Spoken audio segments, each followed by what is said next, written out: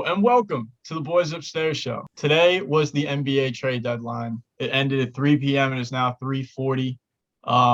As you can tell, I am a Sixers fan. These two on the call with me today, Tony and Sean, claim to be Sixers fans. The news today, obviously, James Harden of the Brooklyn Nets dealt to the Philadelphia 76ers for Ben Simmons, who well documented, just complete and utter scumbag, I would say. Millsap, though, is a veteran. He's been around. I didn't even know he was on the Nets, honestly. I forgot he was still in the league, but he's been on a bunch of different teams, always puts up numbers. He's just one of those guys. I think that losing Seth but gaining Harden kind of equals out, because if we got Harden and kept Seth, Seth's role would have changed, and I don't know how that would have looked with Harden on the floor. So I think that it works out very well. And, at this point, the Nets are the most unlikable team ever assembled with Ben Simmons, KD, and Kyrie. I cannot imagine Ben Simmons coming back in the Wells Fargo Center at the free throw line. What things will be said from the crowd?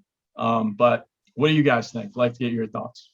First off, I'll just start off by saying Curry's been having one of the best careers he's been having, and you'd know that if you were actually a true fan and watched the whole season and not just picked it up. But nonetheless, Harden's having one of the worst careers of his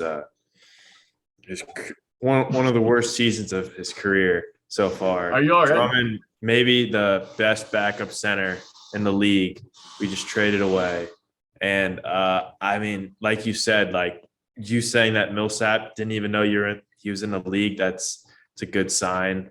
I don't know. I don't know how I feel about the projected starting lineups, and I love Danny Green, but I don't know if he is the piece. And Sean, the starting five it would be Matisse, not Danny Green. It would be Maxey and Harden, Matisse, Tobias, and Embiid. Which is pretty fucking good. Like, you cannot deny. The Nets team, we just made them a whole lot better. The fact that they're in our division, we have to play them a lot. We're probably going to see them in the playoffs. Who would you rather play against, Ben Simmons or James Harden? But it's not. It's Kevin Durant and Kyrie. You're going to have to play those two anyway. But now we have James Harden and they have Ben Simmons. Well, you just gave Ben Simmons the greatest place ever to go, because he does not have to be that big star now. He can be the role player that gets the open lanes and gets the dunks and stuff. I think that it is a good place for Ben Simmons to be, but you also have to take into account that it's what could we have gotten for Ben, who we knew isn't coming back no matter what. So at this point, he's only trade bait. What could we get on the market? I think Harden and Dame were the two best options we had, and Dame is not going anywhere, and we got Harden. So they have him for the next 4 years, Simmons on the Nets. And Harden just re-signed his player option for this year. So we have him for a year and a half. And it seems that if he just signed his option immediately, that at this point, at least, it would seem like he would want to re-sign long term. So, Joel Embiid at this point cannot have any wasted seasons, because of he's not old, but he's in his prime right now. And he's also in the past been exposed to a lot of injuries. And obviously you don't want to say anything, but you don't know when it is going to end. So you want to maximize the time that you have right now. And not saying that our team wasn't good enough to compete pre-today, but right now I think that we're a lot better. And that's no disrespect to Seth or Drummond, who I've cheered on and have been very thankful for their efforts. But at this point, it's a business and we just got better. So I'm very excited. Sean, as you can tell, very, very, very angry at the trade.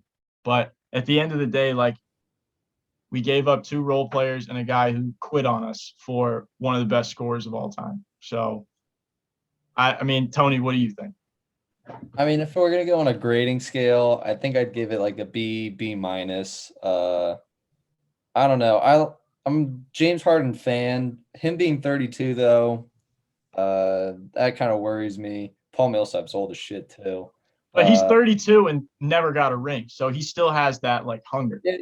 He still got that drive, but at the same time, I don't know. He quit on the Rockets. He just quit on the Nets. I'm a little worried that this is going to be pretty similar to Jimmy Butler, whereas if the Sixers don't capitalize on this opportunity and win a championship, then, James Harden might want out and we'll be screwed because we gave up 2 first-round picks and we gave up, a relatively young player in Ben Simmons. I'm not saying Ben Simmons was ever going to come back and play for the Sixers. But with that being said, though, the Sixers do have to capitalize on Joel Embiid's prime, and I actually give them credit. They're trying something that, we've tried in the past. We tried to trade for star players, but I mean, I'm glad with us, instead of just sticking to, the team that we had last year, which wasn't good enough, obviously, we're making changes and we're trying to do something. We're trying to win a championship. So I'm all for it. But at the end of the day, it's one of those things, like, you look in the future and you'd be like, oh, this might come back and bite us in the ass, but we can't be going there until that time comes. The fact that we were able to get him without giving up Matisse, that was what I was most worried about, because apparently that was what they said, if we're not getting Matisse, we're not doing the deal. And it came down to the last minute, basically, we didn't have to give him up, or Maxey. And I think that is huge for us. Our odds went from 1,100 to 600. So okay. I Vegas like that. believe Philly. Yeah, and the Sixers are only a game and a half back, I believe, right now, first.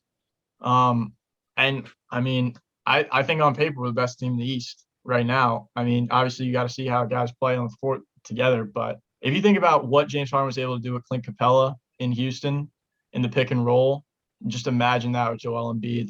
The possibilities are so scary, and I'm so pumped because Embiid just really, really deserves this, and for all the shit that he's gone through and had to deal with Simmons, the fact that he's just out of the room now and he's not a cancer on the team, I think that's huge.